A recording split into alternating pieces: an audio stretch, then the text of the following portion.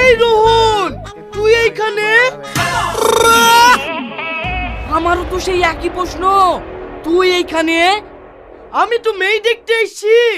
আমিও তো মেয়ে দেখতে এসছি, তুই কাকে দেখতে এসছি? এটা না আমার প্রেমিকাকে। হেই, তুই কি আবল তাবল বকছি? এটা কেন তোর প্রেমিকা হবে? এটা আমার প্রেমিকা।